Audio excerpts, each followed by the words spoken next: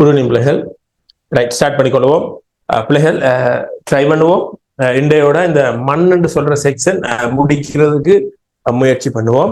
Right, அதுக்காக வேகமாக போகல. 2025 உங்களுக்கு ஸ்லோவா போய்கொள்றேன். ரைட் பிள்ளைகள், இன்றைய வகுப்புல நாங்க இந்த மண் என்று சொல்ற செக்ஷன் முடிய நான் உங்களுக்கு சொல்லி இருக்கிறேன். பௌதிக புவியியல் சொல்ற செக்ஷனை முடிச்சு போட்டு என்னடா இது சந்தேகமாடா வேணா கையை வைத்து கொடுக்கிறீங்க பிள்ளைகள், தயவு செய்து கவனிச்சு கொள்ளுங்க. இதுல குரூப்ல லிங்க் யாரோ வாட்ஸ்அப்ல வேற ஒரு குரூப்ல ஷேர் பண்ணி இருக்கிறீங்க பிள்ளைகள். தயவு செய்து அது தெரியாம தான் இருக்கும். கட்டாயம் தெரிஞ்ச நம்மட வகுப்புக்கு வளமையா வர யாரும் லிங்க் ஷேர் பண்றது இல்லை. என்னடா என்னடா பிரச்சனை?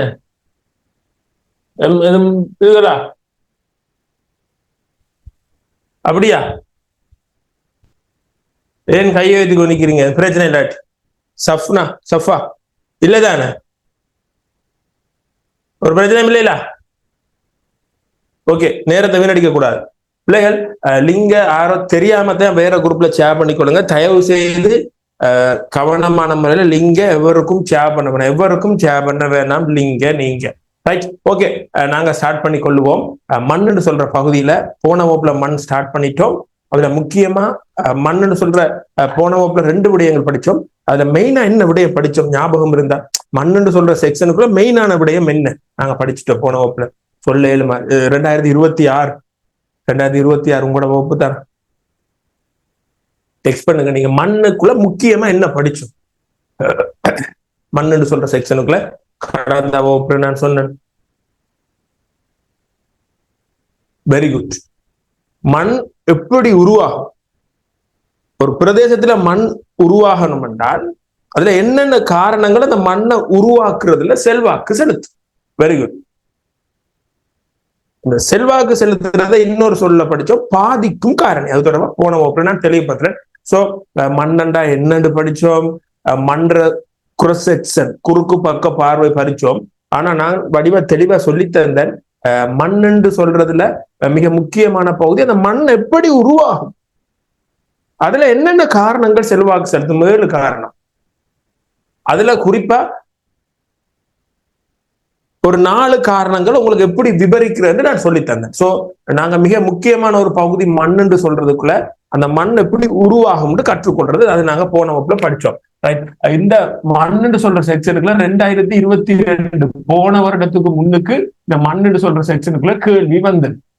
அதுல இந்த கேள்வி உள்ளடக்கப்பட்டிருந்தது. மண் உருவாக்குறதுக்கான காரணம் உள்ளடக்கப்பட்டிருந்தது. சோ இன்னைக்கு நாங்க படிக்க போற பகுதி உங்களுக்கு ஞாபகம் இருக்கு. அந்த மண்ணுன்னு சொல்ற செக்ஷனுக்குள்ள முக்கியமான கொஞ்சம் பெரிய விடயம் எத்தனை இருக்குன்னு சொன்னேன். சில விஷயம் நான் சேர்த்திருக்கேன் தெரிஞ்சு கொள்றக்கா. இந்த மண்ணுன்னு சொல்ற செக்ஷனுக்குள்ள ஒன்று படிச்சுட்டோம். மண் எப்படி உருவாகும் வடிவா படிக்கணும், வடிவா சொல்லி தந்துட்டேன். சோ இன்னொரு செக்ஷன் இருக்குன்னு சொன்ன ஞாபகம் இருக்கும் உங்களுக்கு? தெரியல. மண்ணுன்னு சொல்றதுக்குள்ள 2 கொஞ்சம் பெரிய செக்ஷன் இருக்கு, மிச்சதுன்னா சின்ன சின்னன்னு உங்களுக்கு நான் சொன்னேன். சோ அந்த 2வது பெரிய செக்ஷன் என்னன்னு படிக்கிறதுக்கு முன்னால இந்த மண் தொடர்பா இன்னொரு விஷயம் நாங்க பார்க்கணும். இது நேரடியாக கைட்ல இல்ல, ஆனா கட்டாயம் இந்த நான் இப்ப சொல்ல போற விஷயம் மண்ணுன்னு சொல்ற செக்ஷன் கற்றுக்கொள்ளும் போது இதையும் நாங்க கட்டாயம் கற்றுக்கொள்ளத்தான் வேணும். உங்களோட புத்தகத்துல தெளிவா போட்டிருக்கிறேன். இந்த மண்ற சில கேரக்டர், மண்ணின் இயல்பு இன்னைக்கு நாங்க படிக்க போறது மன்ற இயல்புகளை பற்றி முதலாவது படிக்க போறோம். மண்ணுக்குன்னு சில கேரக்டர்ஸ் இருக்கு, மன்ற இயல்புகள் இருக்குது. பிள்ளைகள், இந்த மன்ற இயல்பை 2 வகையா பிரிச்சு படிக்க வேண்டி இருக்கு. ஒன்று மன்ற பிசிக்கல் கேரக்டர், பௌதிக இயல்பு. மன்ற பௌதிக இயல்பு, ஓகே. இன்னொன்று மன்ற ரசாயன இயல்பு. உங்களோட புத்தகத்திலே இருக்குது பெரிய அளவுக்கு. ரசாயன இயல்பு. சோ மன்ற இயல்புகள் படிக்கும் போது 2 வகையா படிக்கலாம். மன்ற பௌதிக இயல்பு, இன்னொன்று ரசாயன இயல்பு. இந்த மன்ற பௌதிக இயல்புக்குள்ள நிறைய இருக்கு பிள்ளைகள். ஒரு 4 அல்லது 5 நாங்க தெரிஞ்சு வச்சிருப்போம். ஒன்று மன்ற இலையமைப்பு.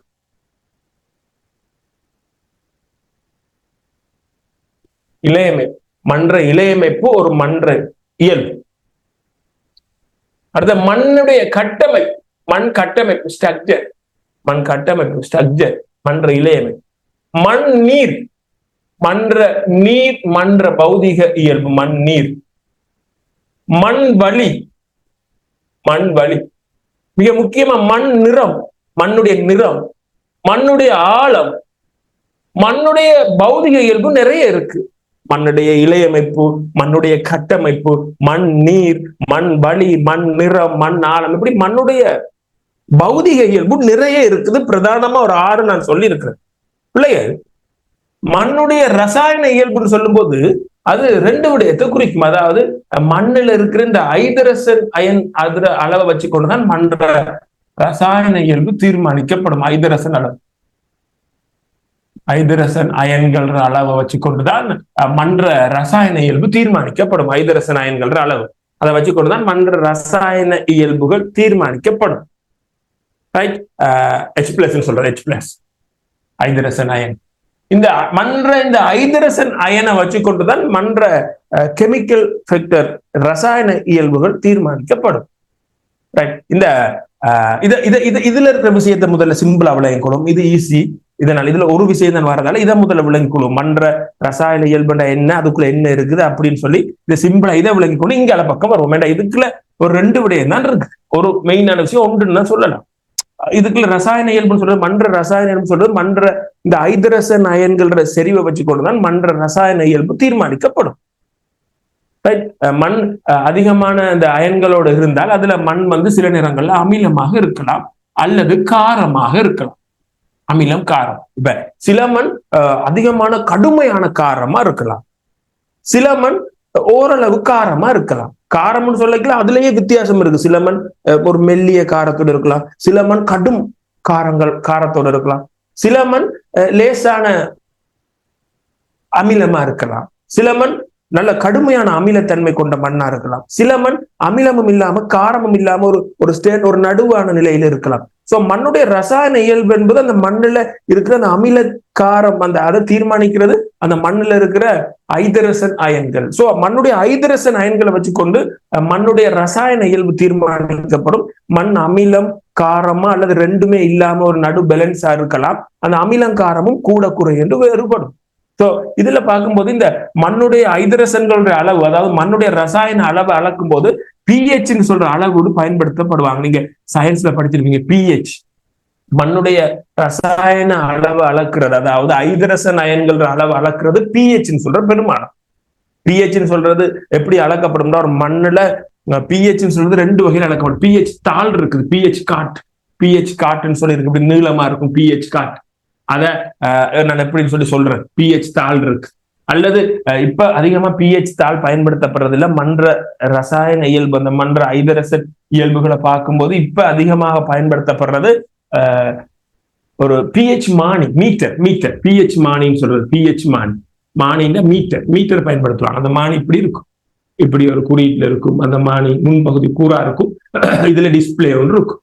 இப்ப இந்த 2ஐயும் வச்சுக்கொண்டு மண் என்ன ரசாயன இயல்பு கண்டுபிடிப்பாங்க. அதாவது மண்ணுல எவ்வளவு ஐதரசன் அயன் இருக்குதுன்னு வச்சு அந்த நம்பரை pHல கணிச்சு அந்த மண் அமிலமா காரமான்னு பார்ப்பாங்க. இது எப்படி பாக்குறேன் பிள்ளைகள், இப்படி ஒரு மண், இந்த மண்ணுடைய pH பெருமானம், மண்ணுடைய ஐதரசன் அயன்கள் அளவிடுறது, இது அளவிட்டுத்தான் அமிலம் காரம் தீர்மானிக்கப்படும். இது அளவிடுறது pHன்னு சொல்ற ஒரு அளவு பயன்படுத்தப்படும். இந்த 2 உபகரணங்களை பயன்படுத்தி கொண்டு அந்த pH அளக்கலாம். மண் என்ன இந்த pH 0 இருந்து 14 வரைக்குமான வேறுபாடை கொண்டிருக்கும். 0 இருந்து 14 வரைக்கும் இருக்கும். 0 இருந்து 14, ரைட், நடுவுல 7. இப்ப ஒரு மண் இப்படி இருக்கும். இதுல சொல்லப்பட்டிருக்கும் 0 இருந்து 7 வரைக்குமான பெருமானத்தை கொண்டிருந்தால் அந்த மண் அமில மண்ணாக இருப்பார். 7 மண் நடுநிலையா இருப்பார். 7 மண் அமிலமும் இருக்க மாட்டார், காரமும் இருக்க மாட்டார். 7க்கு மேல இருக்கிற மண் காரமா இருப்பார். இதான் அந்த வேரியேஷன். இப்ப 0 என்று சொல்லி இருந்தால் அந்த மண் பிள்ளைகள் கடும் அமிலமா இருப்பார். 6 என்று சொன்னால் அந்த மண் கொஞ்சம் குறைவான அமிலமா இருப்பார். 5 சொன்னால் ஒரு நடுத்தரமான அமிலத்துல இருப்பார்.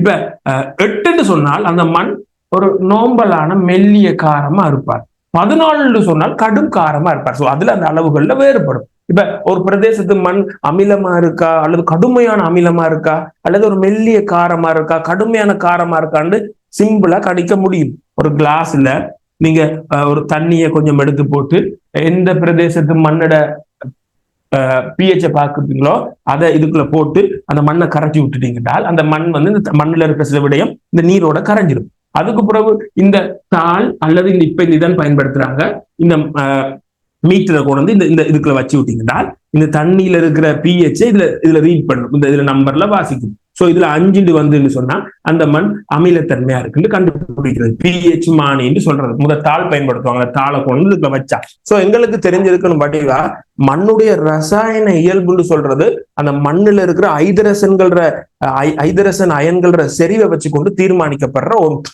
அந்த ஐதரசன் அயன்கள செறிவை எப்படி மண்ணுல கண்டுபிடிக்கிறேன்னு சொன்னா பிஹெச் சொல்ற ஒரு அளவீட்டை வச்சு கொண்டு தான் கண்டுபிடிக்கிற. அந்த பிஹெச் 0 இருந்து 14 வரைக்கும் இருக்கும். 0 இருந்து 7 வரைக்கும் இருக்கிறது அமிலமான மண். அந்த பிஹெச் பெருமானம் 0 இருந்து 7 வரைக்கும் இருந்தால் அது அமிலமான மண். 7 இருந்து 14 வரைக்கும் இருந்தால் அந்த மண் காரமான மண்ணா இருப்பார். 7 இருந்தால் அந்த மண் நடுநிலையான மண்ணா இருப்பார். அது அமிலமும் இல்லை காரமும் இல்லாத நடுநிலையான மண்ணாக இருப்பார் 7. சோ மண்ணுடைய ரசாயன இயல்பு ஒன்று காரமா இருக்கலாம் அல்லது அமிலமாக இருக்கலாம். சோ மண்ணுடைய ரசாயன இயல்பு பத்தி விடயம் இவ்வளவு சொல்லி இருக்கிறார். இது மண்ணுடைய ரசாயன இயல்பு ஐதரசன் அயன்கள் அடிப்படையில அமிலக்காரத்தன்மை பிஹெச் பெருமானங்கள் அடிப்படையில் தீர்மானிக்கப்படுறதால் மண்ணுடைய ரசாயன இயல்பு. மிச்ச மண்ணுடைய சகல இயல்புகளும் பௌதிக இயல்புகள் தான். ரைட். அப்ப மண்ணுடைய இயல்புகள் சொல்லும் போது 2 வகையா இருக்குது. ஒன்று ரசாயன இயல்பு நாங்க விளங்கி கற்றுக்கொள்ள வேணும், 2வது மண்ணுடைய பௌதிக இயல்புகளை நாங்க கற்றுக்கொள்ள வேணும். இது பெரிய அளவுக்கு எங்கட பாடத்திட்டத்துல பெரிய அளவுக்கு இது எக்ஸ்பிளைன் பண்ணி போடப்படலாட்டியும் கட்டாயம் மண்ணை கற்றுக்கொள்றாக்கள் இது படிக்க வேண்டிய செக்ஷன் இது தேவை.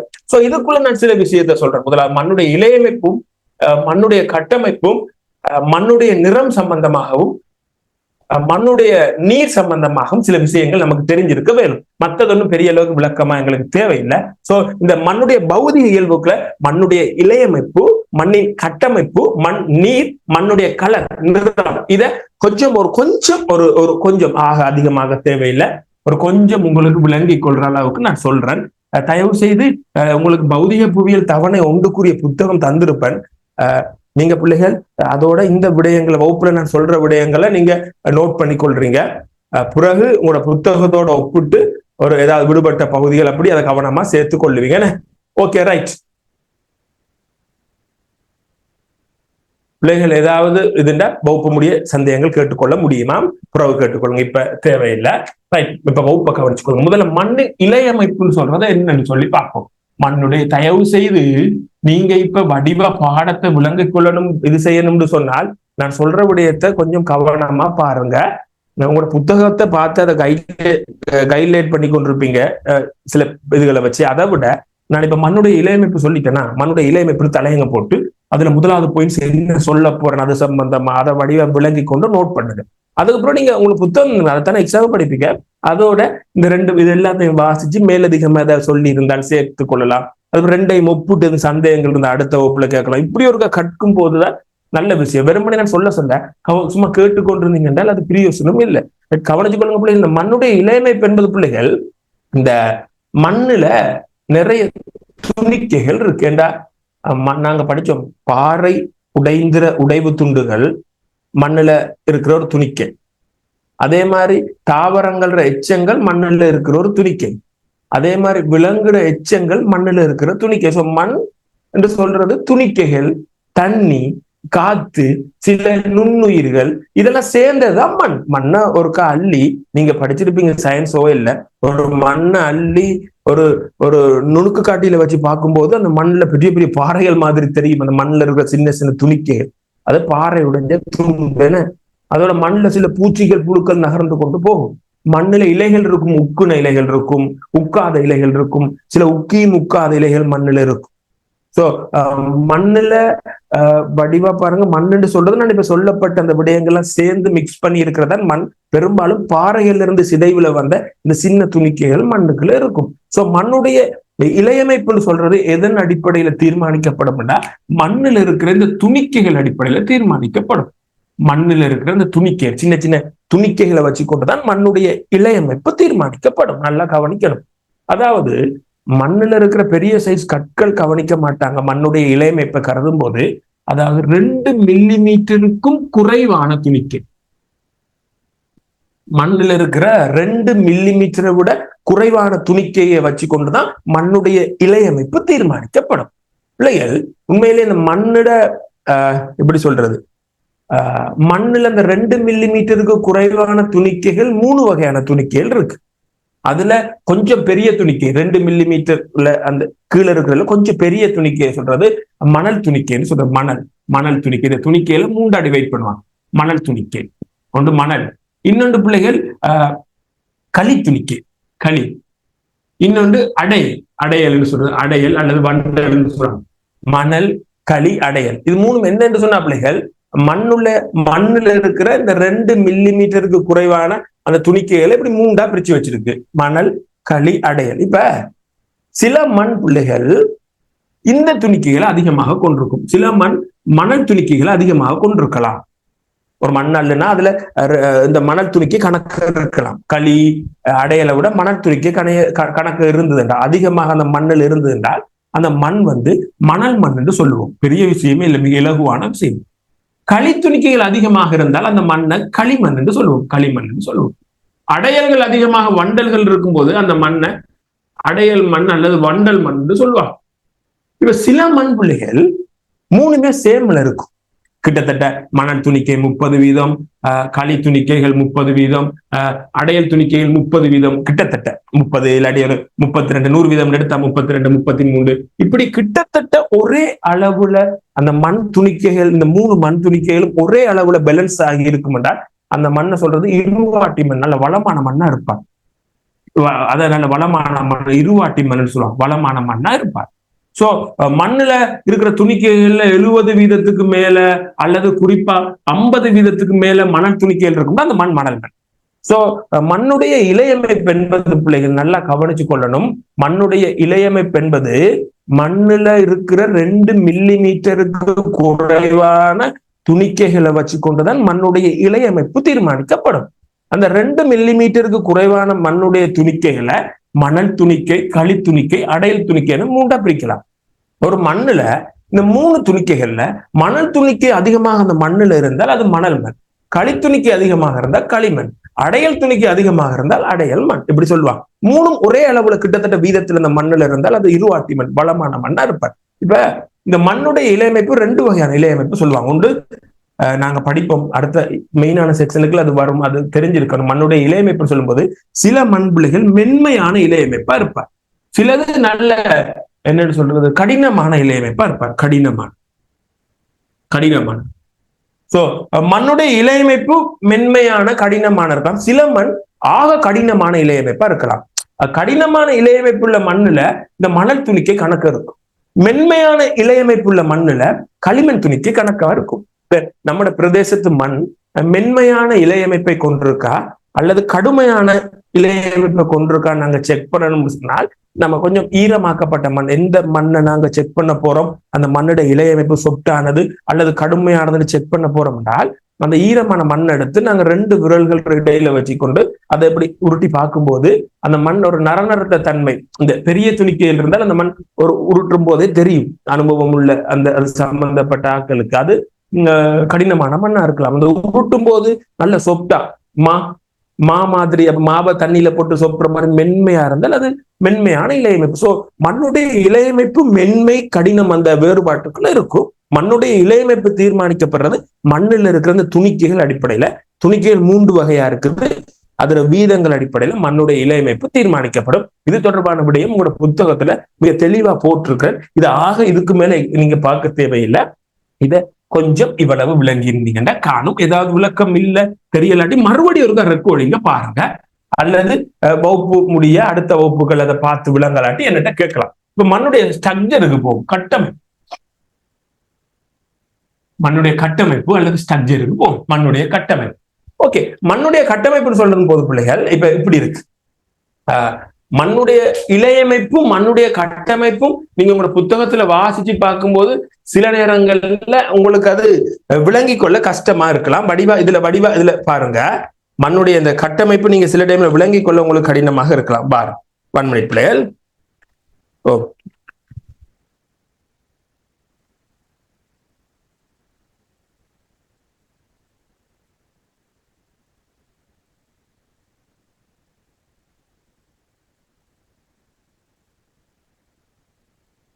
பிள்ளைகள் மண்ணுடைய கட்டமைப்புன்னு சொல்றது பிள்ளைகள் நல்லா கவனித்துக் கொள்ளுங்க பிள்ளைகள்.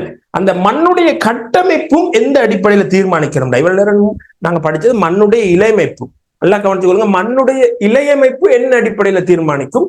மண்ணுல உள்ள அந்த மணல், களி, அடையல் துணிக்கைகள் விகிதத்துக்கு ஏற்ப அந்த மண்ணுடைய இலையமைப்பு மென்மையானது கடினமானதுன்னு சொல்ற இலையமைப்புகள் தீர்மானிக்கப்படும். சோ மண்ணுடைய இலையமைப்பை தீர்மானிக்கிறது மண்ணில் உள்ள சின்ன துணிக்கை, 2 மில்லிமீட்டர் குறைவான அந்த 3 வகையான துணிக்கை.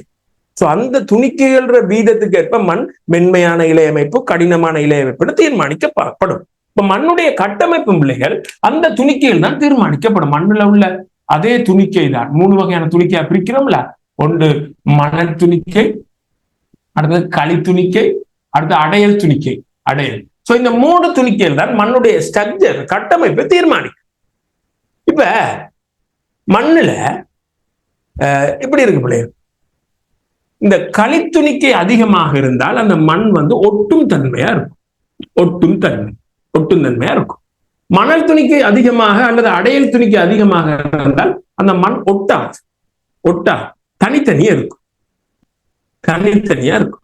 இப்ப எங்கட களிமண் நாங்க களிமண் அள்ள போறோம்னு சொன்னால் அதை உடைச்சு எடுத்தா அதை ஒட்டி எல்லா சின்ன சின்ன துணிக்கைகள், களித்துணிக்கைகள் எல்லாம் ஒட்டி அப்படியே ஒரு செட்டா தான் வரும். கடற்கரை சைட்ல இருக்கிற மண்ணை பார்த்தால, ஆற்றங்கரைகள்ல இருக்க மண்ணை பார்த்தீங்கன்னா கையில அள்ளி இப்படி மத்த கையில இப்படி போட்டுனீங்கன்னா அரிசியை கொட்டுற மாதிரி இருக்கும். ஒரு கையில அள்ளி கொட்டினீங்கன்னா அரிசியை கொட்டுற மாதிரி இருக்கும். ஏன்னா தனித்தனியே தான் விழும் அந்த மணல். சோ இதுல இப்படி இருக்கு பிள்ளைகள். இந்த மண்ணில் உள்ள இந்த 3 துணிக்கைகளும் நல்லா கவனிச்சு கொள்ளுங்க. சேர்ந்து இந்த 3 துணிக்கையும் சேர்ந்துதான் இது சேர்ந்து இறுகி தான் மண்ணுடைய பல வடிவம் இருக்கும். பல வடிவம் வரும். இந்த மண்ணில் உள்ள இந்த 3 துணிக்கைகளும் சேர்ந்து இறுகி மண் பல வடிவத்துல வரும். பல வடிவம், பல சைஸ்ல இருக்கும், அளவுல இருக்கும், பருமன் அளவுல இருக்கும். மண்ணுடைய அந்த இதுல கட்டமைப்புன்னு சொல்லும்போது இந்த 3 துணிக்கைகளும் அந்த ஜாயின் பண்ணப்பட்டிருக்கிற விதம். இப்ப உங்களுக்கு விளங்கும் வடிவா சொல்லலாம். ஒரு மண் என்ன கட்டமைப்புல இருக்குன்னு சொல்லி பார்க்கணும்னு சொன்னால் ஒரு 3 மீட்டர், சில இடத்துல 2 போட்டிருக்காங்க, சில இடத்துல 1.5 போட்டிருக்காங்க. பொதுவா நான் சொல்றேன், ஒரு 3 மீட்டர் உயரத்துல இருந்து ஒரு பிரதேசத்து மண்ணை நாங்க அப்படியே கீழே விட்டோம்னா, கையை விட்டோம்னா, உயரத்துல இருந்து இந்த மண் அப்படியே 3 மீட்டர் உயரத்துல இருந்து அப்படியே கீழே விட்டோம்னா, 3, 2.5 அப்படி போடுறாங்க. கீழே விட்டோம்னா இந்த இது மண் துணிக்கை என்றால் இந்த மண் கீழே விழுந்து உடையும். எல்லா நேரமும் மண் ஒரே மாதிரி உடையாது. இந்த விழுகிற துணிக்கை, உடைஞ்ச துணிக்கை நுணுக்கு காட்டில வச்சு அல்லது கவனமா பார்த்தோம்னா சில நேரங்கள்ல இந்த இப்படி உடைஞ்சு இருக்கலாம், வட்டமாக உடைஞ்சு இருக்கலாம், இப்படி உடைஞ்சு கிடக்கலாம், அல்லது இப்படி உடைஞ்சு கிடக்கலாம். அந்த மண் துணிக்கை களிமண் எல்லாம் கூட அடுத்து இப்படி பல கோணங்கள்ல இப்படி உடைஞ்சு இருக்கலாம். சோ இதுதான் அந்த மண்ணுடைய ஸ்ட்ரக்சர், கட்டமைப்பு. அந்த மண்ணில் உள்ள துணிக்கைகள் எல்லாம் ஜாயின் பண்ணப்பட்டு அந்த சேப்புகள் தான் முக்கோண சேப்ல இருக்கும், பல்பக்க சேப்ல இருக்கும், நீல சேப்ல இருக்கும். சோ அந்த மண்ணில் உள்ள அந்த 3 துணிக்கைகளும் அந்த ஜாயின் பண்ணி இருக்கிற அந்த வடிவம் தான் மண்ணுடைய கட்டமைப்பு. இந்த மண்ணோட கட்டமைப்பு தான் பிள்ளைகள் மிக முக்கியம்.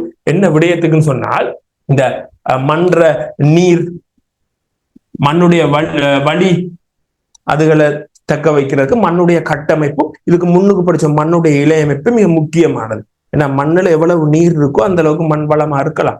மண்ணுல வழி வேணும், ஏன்னா காத்து இருக்கணும். சோ அந்த காத்தை உள்ள விடக்கூடிய தன்மை மண்ணுல இருக்கணும், பயிற்சிகளுக்கு உகந்ததா. ரைட். சோ அப்ப மண்ணுடைய இலையமைப்பு, மண்ணுடைய கட்டமைப்பு, பயிற்சிகை அது சில விடயங்களுக்கு முக்கியமே. ஒரு கட்டுமானத்துக்கு செக் பண்ணக்குள்ள கூட இந்த மண்ணுடைய கட்டமைப்பு செக் பண்ணித்தான் கட்டுமானங்கள் செய்வாங்க. ரைட். அப்ப பிள்ளைகள் மண்ணுடைய கட்டமைப்பும் சரி, மண்ணுடைய இலையமைப்பும் சரி, மண்ணுள்ள உள்ள அந்த துணிக்கைகள் அடிப்படையில தான் அது தீர்மானிக்கப்படும். துணிக்கைகள் சேர்ந்திருக்கிற அந்த வீதத்துக்கு அமைய மென்மையாக கடினமாக இருக்கிறது மண்ணுடைய இலையமைப்பு. அந்த துணிக்கைகள் ஜாயின் பண்ணி இருக்கிற வடிவத்துக்கு அமைய மண்ணுடைய கட்டமைப்பு இருக்கும். ரைட். இதை பத்தி ஆக டீப்பா இதுக்கு மேல பார்க்க வேணாம் பிள்ளைகள், இதுவே கூட. சோ இத கொஞ்சம் இவ்வளவு காணும். எங்களுக்கு எதுவும் விளங்காத சந்தேகம் இருந்தா அப்புறம் கேளுங்க. இதுக்கு மேல ஆக டீப்பா இதை நீங்க படிக்க தேவையில்லை. ரைட். ஓகே. அடுத்த பிள்ளைகள் மண்ணுடைய நிறம், மண்ணுடைய நிறத்தை பத்தி வரும். மண்ணுக்கெல்லாம் கலர் இருக்கு பிள்ளைகள், மண்ணுடைய நிறத்துக்கு வர. ஓகே.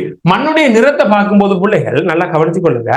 மண் சில நிறம் தீர்மானிக்கப்படும். சில மண் சிவப்பு கலர்ல இருக்கும், சில மண் பிரவுன் கலர்ல இருக்கும், சில மண் கருப்பு கலர்ல இருக்கும். இப்ப மண்ணுடைய நிறம் தீர்மானிக்கப்படுறது நல்லா கவனிச்சு கொள்ளுங்க. இதுல அந்த மண்ணுல இருக்கிற சேதன பொருள், இந்த சேதனம்னு சொல்ற விஷயம் அடிக்கடி வந்து கொண்டிருக்கு.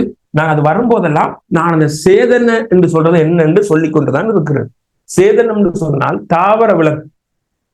ஏன் அசார் ஏன் ஏன் ஏனடா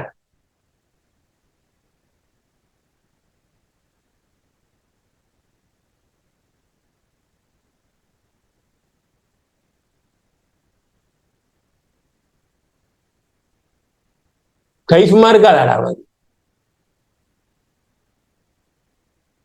ஸ்கிரீன் இது பண்ணிக்கும். சும்மா இருக்கிறது இல்ல, வடிவா இது உங்களோட படிக்கிற போனையோ இல்லாட்டி இதையோ மேசையில வச்சுட்டு ஒரு பென்சில வச்சுட்டு இருந்தால் சரி. போனை டச் பண்ணி என்னத்துக்கு பண்றீங்களோ தெரியல. போனை ஒன் பண்ணி வச்சுட்டு வேற வேற பகுதிகளுக்கு போனாதான் டச் ஆகும். போனை மேசையில வச்சு போட்டு, சாரி நான் உங்களுக்கு சொல்லல, பொதுவாக தான் சொல்றேன், போனை வச்சு போட்டு பிள்ளைகள் அதை நீங்க நோண்ட தேவையில்லை. அது ஒரு அளவு உங்களுக்கு கவரேஜ் பிரச்சனை இப்ப கொஞ்ச நாள் இருக்குது, 2-3 நாள் இருக்குது. அப்ப உங்களுக்கு கொஞ்சம் பிரைட்னஸை கூட வச்சு பக்கத்துல வச்சு கொள்ளலாம். வச்சுட்டு உங்களோட பெண் உங்களோட இதுதான் இருக்கணும். இது என்ன கவனமா ஒரு நல்ல வாய்ப்பு பிள்ளைகள் படிவா படிச்சு கொள்ளுங்க. நான் பொதுவாகத்தான் சொல்றேன், இப்படி வரும்போது அவர் தெரியாம இது பண்ணது. ரைட், ஓகே, விஷயத்துக்கு போகும் பிள்ளைகள். மண்ணுடைய கலர், சில மண் நல்ல ஏஸ் கலர்ல இருக்கும், சாம்ப கலர்ல இருக்கும், சிலது சிவப்பா இருக்கும், சில மண் மஞ்சள் கலர்ல இருக்கும், சிலது கருப்பு கலர்ல இருக்கும். சோ மண்ணுக்கு நிறம் இருக்கு, எல்லா மண்ணும் ஒரே கலர் இல்லை. மண்ணோட கலர்கள் ஒவ்வொரு பிரதேசத்துக்கு மண்ணுக்கு வகைக்கேற்ப வேறுபடும். அப்ப அந்த மண்ற கலரை தீர்மானிக்கிறது மண்ணில் உள்ள சேதன பொருள், கனிப்பொருள். சேதன பொருளும் கனிய வளங்கள், கனிய பொருட்கள், இந்த ரெண்டும் தான் மண்ணுடைய நிறத்தை தீர்மானிக்கும். சேதன பொருட்களும் கனிய பொருட்களும் தான் மண்ணுடைய நிறத்தை தீர்மானிக்கும்.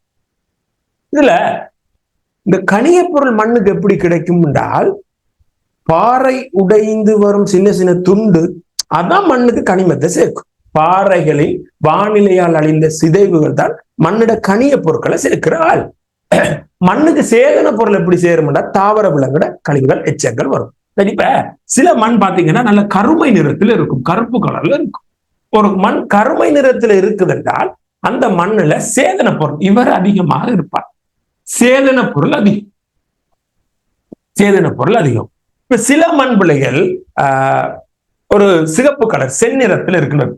செந்நிறமா மண் இருக்குன்னா அந்த இடத்துல இரும்பு சொல்ற கனிப்பொருள் அதிகமாக இருக்கும். இரும்புன்னு சொல்ற கனிப்பொருள் அதிகமாக இருந்தால் அந்த மண் ரெட்டிஷ் சிகப்பு செந்நிறத்துல இருக்கும். சில மண் ஆஸ் கலர்ல இருக்கும், சாம்ப கலர்ல இருக்கும். சோ ஒரு சாம்ப கலர்ல மண் இருக்குன்னு சொன்னா அந்த மண்ணுல கல்சியம், பொட்டாசியம், ஜிப்சியம் இதுகள் அதிகமாக இருக்கும். கல்சியமோ பொட்டாசியமோ ஜிப்சமோ அதிகமாக இருக்கலாம். சோ மண்ணுடைய கலர் தீர்மானிக்கப்படுறது மண்ணில் இருக்கிற அந்த சேதன துணிக்கைகளும் மண்ணில் இருக்கிற அந்த அசேதன துணிக்கைகளும் அதுல வீதங்கள் தான் மண்ணோட நிறத்தை தீர்மானிக்கும். ரைட், இதுல இவ்வளவு காணும். அடுத்தது மண்ணுடைய நீருக்குள்ள வர மண்ணீர். ஓகே, மண்ணீர் பிள்ளை. இந்த மண் நீர் என்று சொல்லும் போது மண் நீர் பிள்ளைகள் ஒவ்வொரு இடத்திலையும் வேறுபடும்.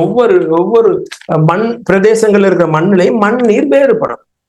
இதை மட்டும் நீங்க விளங்கி கொண்டா காணும். இதை 3 விவரிக்கிறதுக்கு உங்களுக்கு சொல்லிட்டேன், பெரிய செக்ஷன் இதுல இல்லதானே பிள்ளைகள். மண்ணுல 3 வகையான நீர் இருக்கும் பிள்ளைகள். சில டைம்ல எம்சிக்குள்ள எங்கே வரலாம். 3 வகையான நீர் இருக்கும் மண்ணுல. ஒரு பிரதேசத்து மண்ணுல 3 வகையான நீர் இருக்கும். ஒன்று புவியீர்ப்பு நீர் இருக்கும், புவியீர்ப்பு நீர், அல்லது அதை சொல்லுவாங்க சுவர் நீர்ன்னு சொல்லுவாங்க. புவியீர்ப்பு நீர் அல்லது சுவர் நீர்னு சொல்லுவாங்க, ஒரு வகையான நீர். இன்னொன்று மயிர்த்துளை நீர், மயிர்த்துளை நீர்னு சொல்லுவாங்க. இன்னொன்று பிள்ளைகள் அதை சொல்றது மேலதிக நீர், பருகு நீர், அப்படி நிறைய பேர் சொல்லுவாங்க. மேலதிக நீர், பருகு நீர்னு சொல்லுவாங்க. 2 பேர் சொல்லுவாங்க, மேலதிக நீர் அல்லது பருகு நீர்னு சொல்லுவாங்க. மேலதிக நீர், பருகு நீர்னு சொல்லப்படும். இதுல நல்லா கவனிச்சுக்கொள்ளுங்க பிள்ளைகள். புவியீர்ப்பு நீர்னு சொன்னா பிள்ளைகள், இப்ப ஒரு பிரதேசத்து மண் இருக்குன்னு சொன்னால் அந்த மண்ணுல புவியீர்ப்பு விசை இருக்குது. எல்லா பிரதேசங்கள்லையும் புவியீர்ப்பு விசை இருக்குது. சோ மலை வீழ்ச்சி ஊடாகவோ ஏதோ ஊடாக வார தண்ணி கீழே புவியீர்ப்பு விசையால கீழே போயிடும். கீழே போய் தரைக்கு கீழே பாறைகளுக்கு மேல தேங்கி நிற்கும். அந்த கீழே மண்ணிட இடைவெளிகளுக்குள்ளால கீழே அப்படியே வலிஞ்சு போற கீழே மண் புவியீர்ப்பு விசையால மண்ணுக்கு கீழே ஊடு வடிகிற நீரைத்தான் மண் நீர் என்று சொல்றது. இந்த மண் நீரை ஒருபோதும் தாவரம் உறிஞ்சாது மண் நீர். ஏன்னா புவியீர்ப்பு விசையால அந்த மண் அப்படி மண் நீர் அப்படி கீழே போயிடும். தாவரங்களுக்கு உறிஞ்சிக் கொள்றதுக்கு நேரம் இருக்காது, உறிஞ்சிக் கொள்ள முடியாது.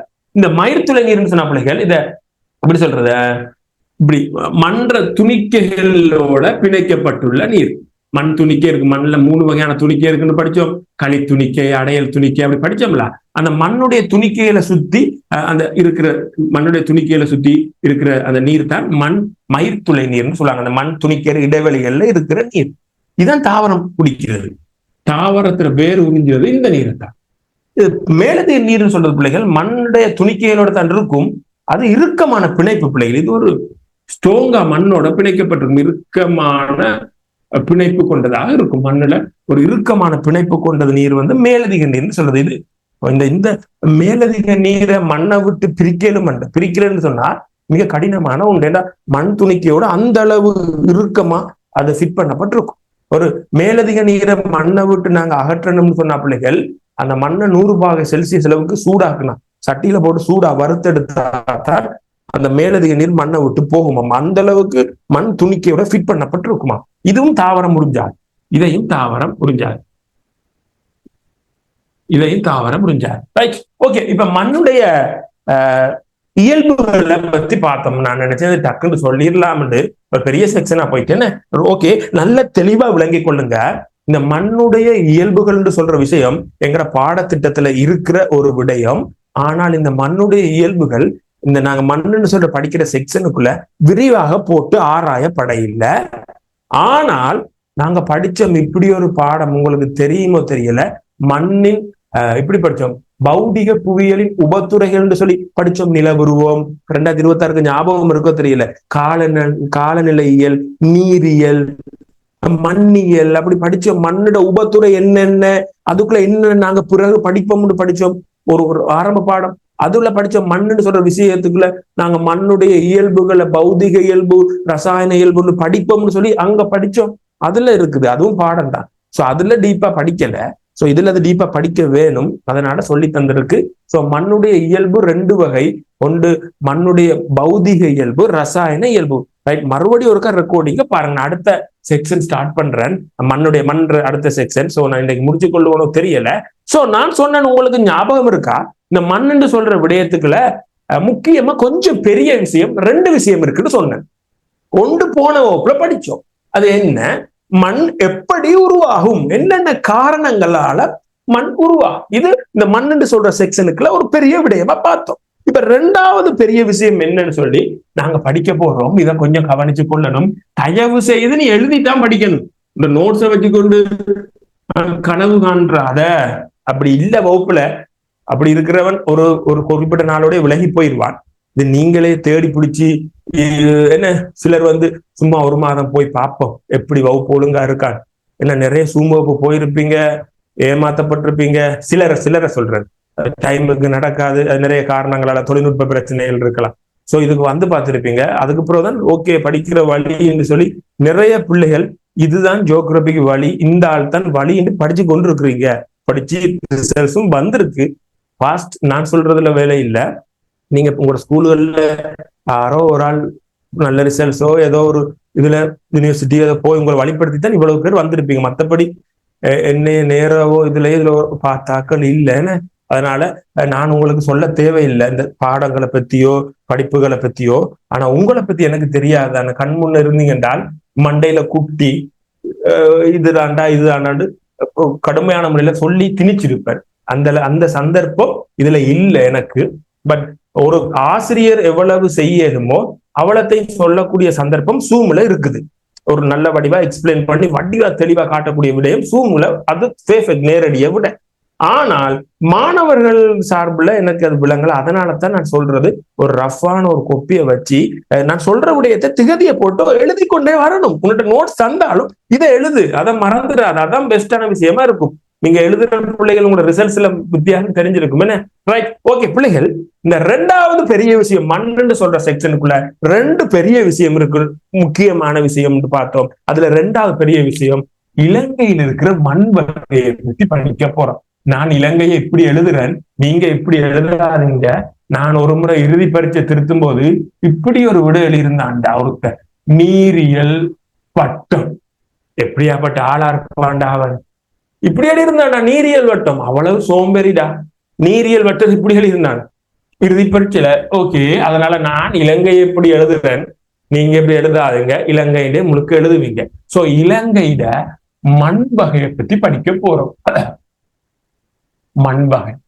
ஓகே, நான் இது முடிச்சிடலாம் நினைச்சேன், இன்னைக்கு முடிச்சு கொள்ள முடியாது. நான் முதல்ல இந்த விஷயங்களை தெளிவுபடுத்தி கொண்டேன். பிள்ளைகள்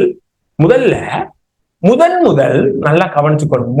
முதல் நம்ம நாட்டுல மண் சம்பந்தப்பட்ட ஆய்வு செஞ்ச ஆள் யாருன்றால் உங்களுக்கு தெரிஞ்சிருக்கும், பேராசிரியர் ஜோஹிம்னு சொல்லுவாங்க, சில இடத்துல ஜோக்கிம்னு சொல்லுவாங்க. பேராசிரியர் ஜோஹிம் தான் இலங்கையில மண் சம்பந்தப்பட்ட ஆய்வுகள் செய்த முதலாவது ஆய்வாளர், மண்ணியல் ஆய்வாளர். இலங்கையில மண் சம்பந்தப்பட்ட ரிசர்ச் செஞ்சால் இவர் 1935 இலங்கையில முதல் மண் சம்பந்தப்பட்ட ஆய்வு செஞ்சால் இவர் தான் பேராசிரியர் ஜோஹிம்.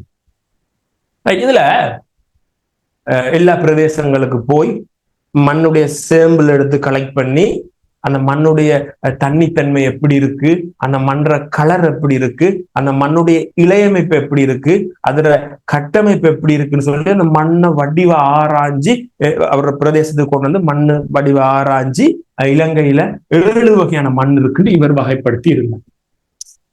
எல்லா பிரதேசத்துக்கும் போய் அந்த மண்ணெல்லாம் சேம்பிளை கொண்டு வந்து ஒரு இடத்துல வச்சு மன்ற கலர், மன்ற இலையமைப்பு, கட்டமைப்பு எல்லாம் அந்த பிரிச்சு ஒரு நல்ல ரிசர்ச் செஞ்சு இவர் தான் மண் சம்பந்தப்பட்ட ஆய்வை இலங்கை ஃபுல்லா செஞ்சு மண்ல இலங்கையில 7 வகையான மண் இருக்குன்னு அடையாளப்படுத்தி இருந்தார். சோ ஃபர்ஸ்ட் மண் சம்பந்தப்பட்ட ரிசர்ச் செஞ்ச இவர் தான் முதல் நாள் பேராசிரியர் ஜோஹிம். இவருக்கு பிறகு 1961 இவருக்கு பிறகு இலங்கையில இன்னும் 2 பேர் சேர்ந்து மண் சம்பந்தப்பட்ட ஆய்வு செய்யறாங்க.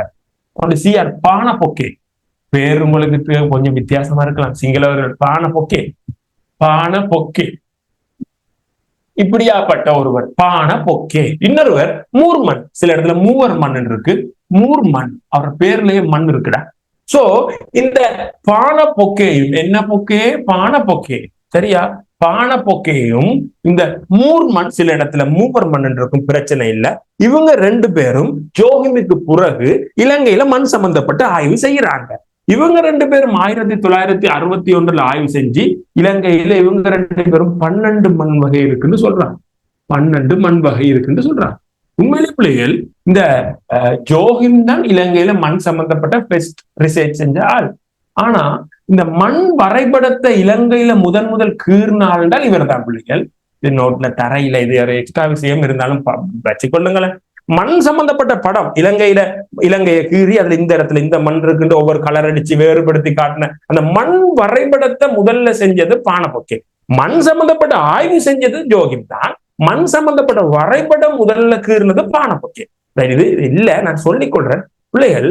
இப்ப அதுக்கு பிறகு வந்த விடயங்கள், சேட்டலைட்டுகள், நவீன ரிசர்ச்சுகள் எல்லாம் பயன்படுத்தி இலங்கையில மண் சம்பந்தப்பட்ட ஆய்வு செஞ்சு இப்ப படம் இருக்கிறாங்க. இலங்கையில சேவை டிபார்ட்மெண்ட், நில அளவை திணைக்களம், புவிச்சரிதவியல் திணைக்களம், அந்த சுரங்க பணியம், அப்படி நிறைய நிறுவனங்கள் பங்கு பெற்றி இலங்கையில சேவை டிபார்ட்மெண்ட் ஒரு நல்ல தெளிவான மண் படம் இப்ப கொடுத்திருக்கிறாங்க. அதுல 14 அல்லது 15 பிரதான மண் வகைகள் அடையாளப்படுத்தப்பட்டு அதுல உப வகைகள் அடையாளப்படுத்தப்பட்டிருக்கு.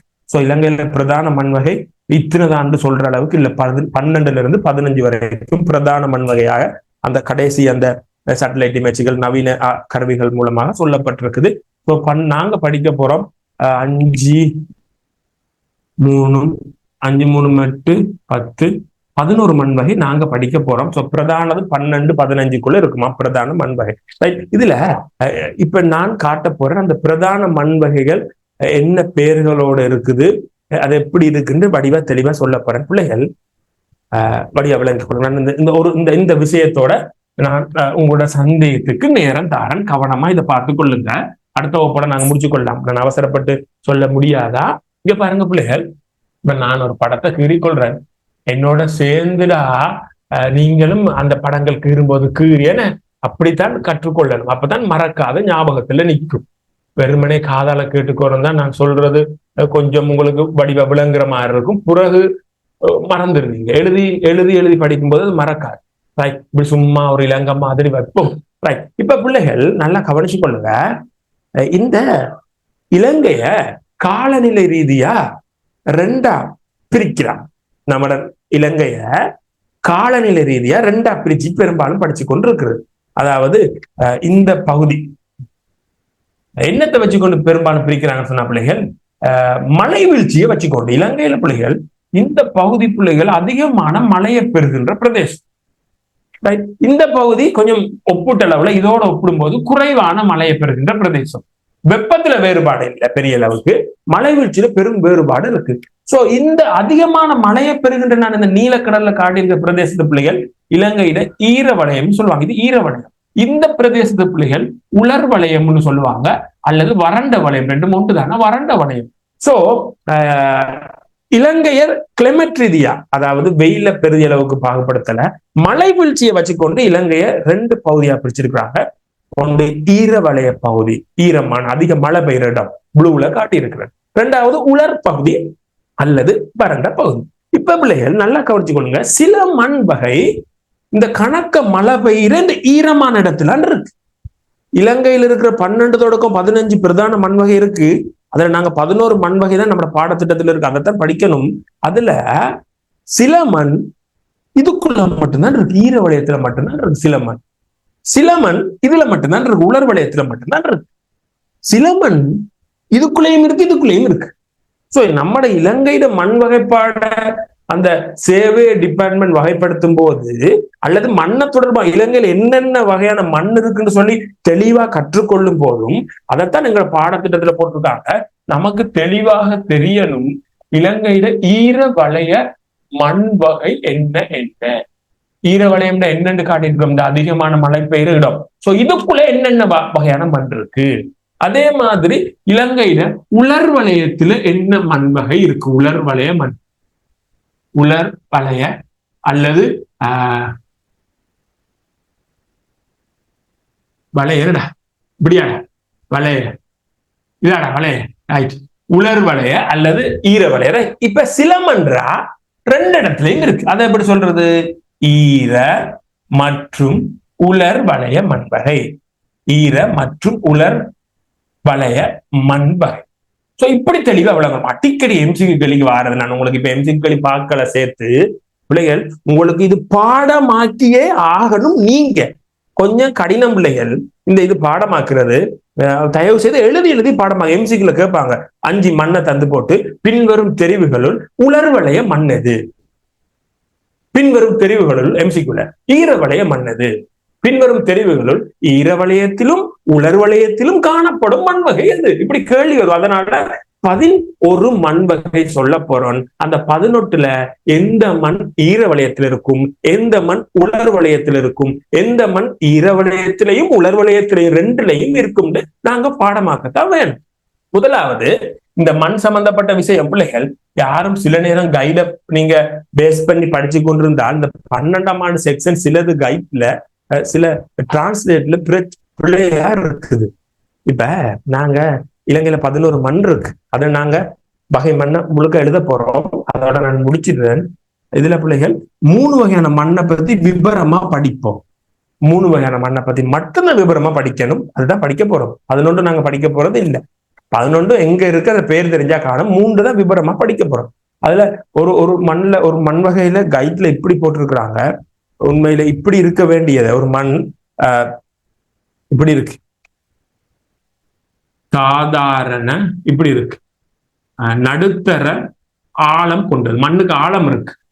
மண்ணுடைய ஆழம் மண்ணுடைய மேற்பரப்புல இருந்து மண்ற அந்த டி இல்ல ஆர் வரைக்கும் இருக்குதா மண்ணுடைய ஆழமா அளப்பாங்க.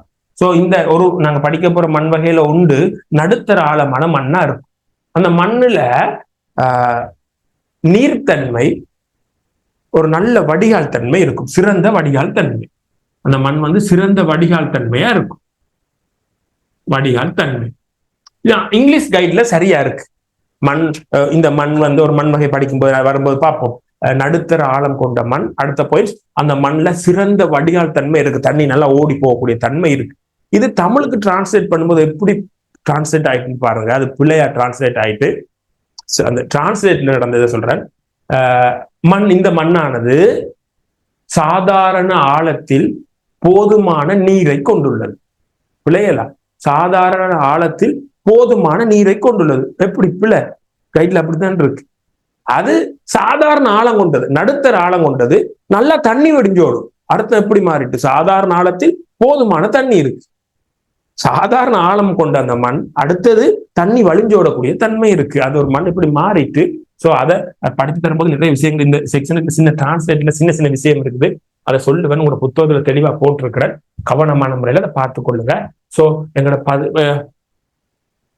மண்ணுடைய லிஸ்ட்டை நாங்க போட்டுக்கொள்வோம்.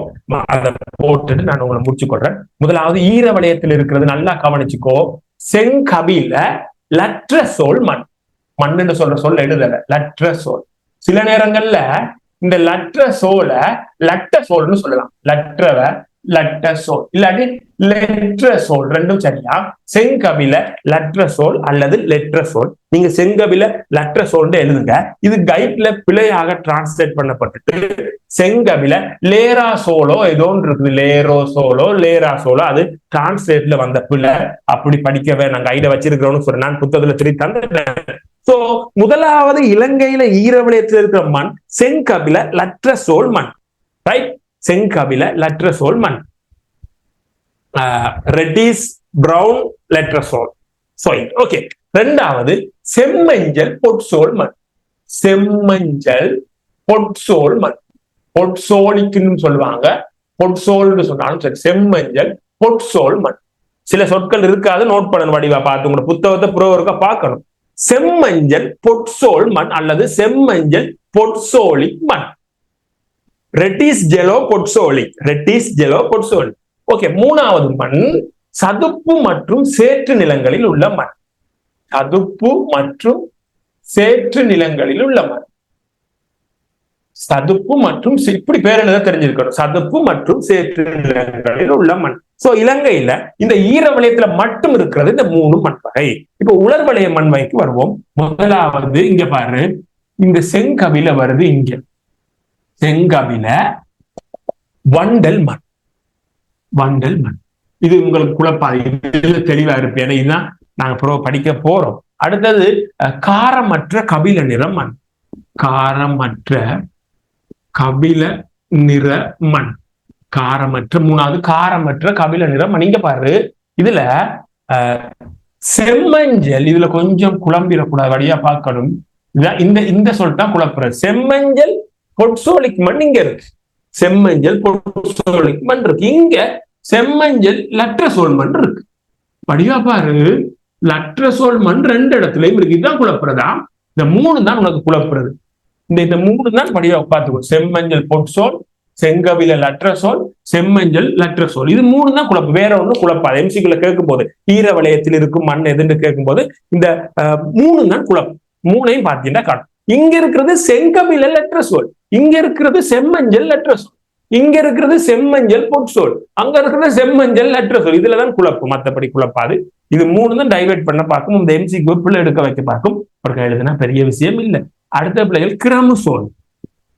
கிரமுசோல்ஸ் மண் அல்லது சோல் மண் சொல்றாங்க. கிரமுசோல்ஸ் பிள்ளைகள் உண்மையிலேயே இந்த கிரமுசோல்ஸ் சொல்றது ஒரு ஆங்கில பேர். கிரமுசோல்ஸ் தமிழ் கரும் அயன வளைய களிமண். எப்படியா? கரும் அயன வளைய களிமண். அயன வளைய களிமண் அதான் தமிழா? எங்கேயா போட்டுக்கோ, எம்சிக்குள்ள தமிழை போட்டாங்கடா. கிரமுசோல்ஸ் தமிழ் கரும் அயன வளைய களிமண். கரும் அயன வளைய களிமண் இந்த கிரமுசோல்ஸ் தமிழ். அடுத்தது இன்னொரு கடைசி, இதுல 5 மண் இருக்குது. அடுத்து அதை சொல்றது உருமாற்றம் பெறாத கபில நிற மண். முற்றாத உருமாற்றம் பெறாத கபில நிற மண். உருமாற்றம் பெறாத கபில நிற மண். அதை பிள்ளைகள் லோம் மண் சொல்லுவாங்க. லோம் மண், அதையும் எழுதணும் கட்டாயம். லோம் மண் தான் அதை சொல்லப்படுறதா, லோம் மண். நீங்க இப்படி சொல்ற மாதிரி பார்த்துக் கொள்ளுங்க. உருமாற்றம் பெறாத கபிலம் நிற லோம் மண் அப்படி சொல்லுங்க. உருமாற்றம் பெறாத கபில நிற லோம் மண். சோ ஈரவலயத்திலையும் இங்க இருக்கிற மண் இந்த 5, இந்த இடத்துல மட்டும் இருக்கிறது 3, 2 இடத்துலயும் இருக்கிற மண் 3 மண் இருக்கு. முதலாவது வண்டல் மண். சொரி பிள்ளைகள், இதுல செங்கபில நிறமண். சொரியா பிள்ளைகள், நான் மாறி இருக்கு. செங்கபில நிறமண், இங்கதான் வண்டல் மண் வரும். ஒருத்தர் சொல்லாம இல்ல 2025க்கு. இதுல வண்டல் மண் இங்கதான் பிள்ளைகள் வரும். வண்டல் மண் 2லயும் இருக்கிற மண் வண்டல் மண். அலூவியஸ் மண், அலூவியஸ் சொல்லுவாங்க. மண்டல் மண்ண இங்கிலீஷ்ல அலூவியஸ் மண் சொல்றது. ரெண்டாவது பிள்ளைகள் ஹியூமிக் மண், அதாவது இப்படி சொல்றது ஈரத்தன்மை குறைந்த மண். ஈரத்தன்மை குறைந்த மண், அதான் அதுல ஈரத்தன்மை குறைந்த களிமண் சொல்லுவாங்க. ஈரத்தன்மை குறைந்த களிமண். இதுல ஆங்கில சொல் ஹியூமிக் மண். அதையும் நோட் பண்ணிக்கொள்ளுங்க. ஹியூமிக் வடிவா தெரிஞ்சுக்கொள்ளுங்க, எம்சிக்குள்ள பிள்ளை வந்துடக்கூடாது. ஹியூமிக். அடுத்தது ரேஹோசோல் சொல்லுவாங்க. ரேஹோசோல்ஸ் அல்லது சோல். ஓகே, இதுல பிள்ளைகள் இவ்வளவும் தான். இந்த 5, 5, 3, 8, 9, 10, 11. 11ல எல்லா மண்ணும் நாங்க படிக்க போறது இல்ல, படிக்க கூடாது. இந்த மண்ணை பத்தி படிப்போம், இந்த மண்ணை பத்தி படிப்போம், இந்த மண்ணை பத்தி படிப்போம். பாடமாக்க வேண்டிய செக்ஷன் இதற்காக கவனமா பார்த்து கொள்ளுங்க. ரைட், அடுத்த வகுப்புல நாங்க சந்திப்போம். ஏதாவது சந்தேகம் இருக்கிறாக்கள் நீங்க 2 அதை கேட்கலாம். இந்த வகுப்புக்கு இடையில லெஃப்ட் ஆகி வேற அலுவல் பார்க்கிறார்கள். மேல கவரேஜ் பிரச்சனை இல்லாக்கள் பரவாயில்ல. லெஃப்ட் ஆகி போகல பிளஸ் சில டைம் ரெக்கார்டிங் வரல அப்படின்னா அதுக்கு பொறுப்பு இல்லை. வீட்டில இருந்து படிக்கிற விஷயம் தந்திருக்கு, அந்த டைம்ல இருந்து படிச்சிடலாம். ஓகே பிள்ளைகள், அடுத்த விஷயம் பிள்ளைகள், நான் அடுத்த வகுப்புல செய்முறை புயல் ஸ்டார்ட் பண்ண போறோம். அதுல புத்தகம் சென்ட் பண்றேன். சரியா? செய்முறை புயல் புத்தகம் இன்றைக்கு அல்லது நாளைக்குள்ள சென்ட் பண்ணிடுவேன். உங்களோட பயிற்சி புத்தகமா இருக்கும். அதை பிரிண்ட் அவுட் எடுத்துக்கொள்ளுங்க. சில ஒரு அட்டுமொண்டு போட்டு விடுறேன். அந்த செய்முறை புயல் ஸ்டார்ட் பண்றதை தெரியப்படுத்துங்க. பிள்ளைகள் ஜாயின் ஆகி கொள்ளட்டும். ஓகே, ஏதாவது சந்தேகம் இருந்தா நீங்க கேட்கலாம், அல்லது நாங்க அடுத்த வகுப்புல சந்திக்கலாம்.